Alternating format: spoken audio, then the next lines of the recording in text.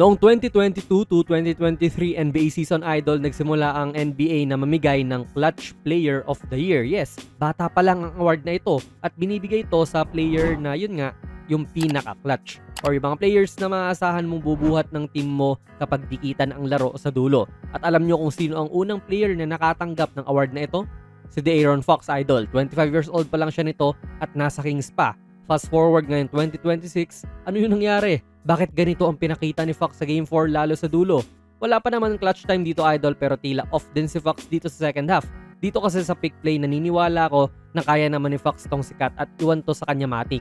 Though maganda rin ang setup na depensa ng Knicks kasi nakaabang na si Bridges dyan kung attacking nga ito. Though pwede niyang itry, di ba? Parang naging passive lang si Fox dito at sinunod lang din ang gusto ng depensa na gawin niya. Oo, may sala rin naman sa Wemby in a way na hindi sila nagkaamuyan ni Fox dahil nag-pop nga si Wemby. At akala ni Fox hindi niya gagawin yun. Pero para sa akin, decision making ni Fox to eh. At hindi lang ito yung tanging bad pass na ginawa niya sa second half, may mas crucial pa nga dyan mamaya. Manood ng live na laro sa basketball sa 1x Sports, gamitin ang ating code na JONASPB. Scan nyo lang po ang ating QR code. Alam mong kinakabahan din eh at hindi ko naman din siya masisisi idol.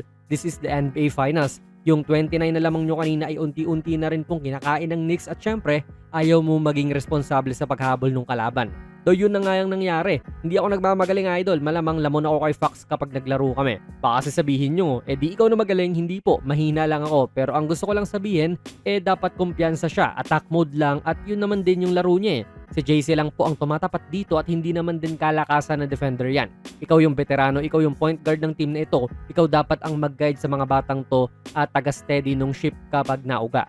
Kaso parang ikaw din yung nauga pinasa ba naman sa hindi nakatingin.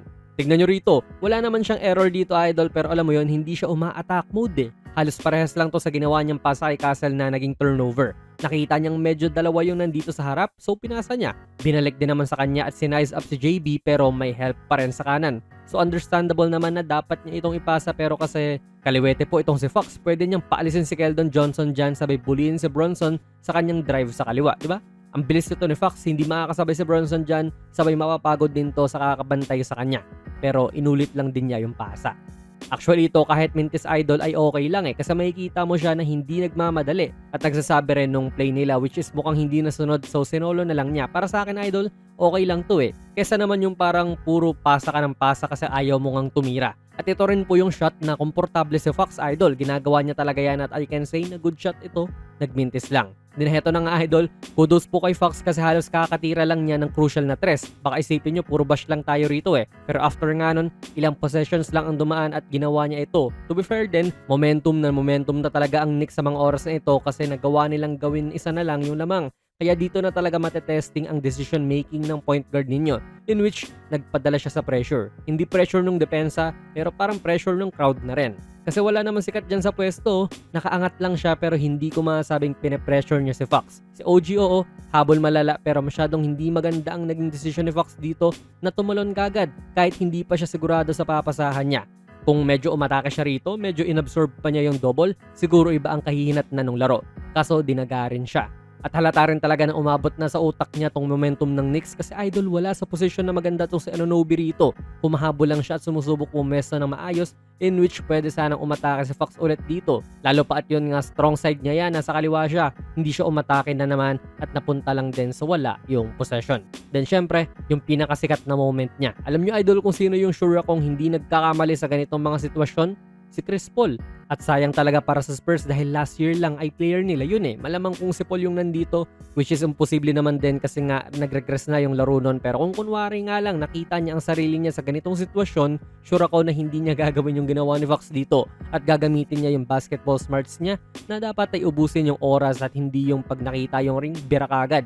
Sayang talaga to kay Fox idol. Talagang kay De'Aaron Fox po ang sisi kung bakit natalo ang Spurs sa Game 4 ng Finals idol. Pero I think buong team talaga ang may sala niyan. Kasi 29 ang lamang nyo noong first half, sabay natalo pa kayo sa dulo. For sure, hindi lang naman po si Fox ang may sala nun talaga. Though obviously marami naman din siyang ginawang errors at mukhang namamalahibo siya sa moments na dapat siya yung bumubuhat para sa kanyang team. Alam mo yun, ang aga pa ng mga pasa, hindi umaatake at kung ano-ano pang mga bad decisions. Kaya sa tingin nyo idol, makakabalik pa ba ang Spurs sa serye na ito o champion na ang next game? Ilagay nyo lang po ang inyong mga komento sa ating comment section. Kung nagustuhan nyo po ang ating video ay pakipindot na lang idol ng like button, mag-subscribe ka na rin sa ating channel. And ako nga pala si Jonas PB and as always, hanggang sa muli.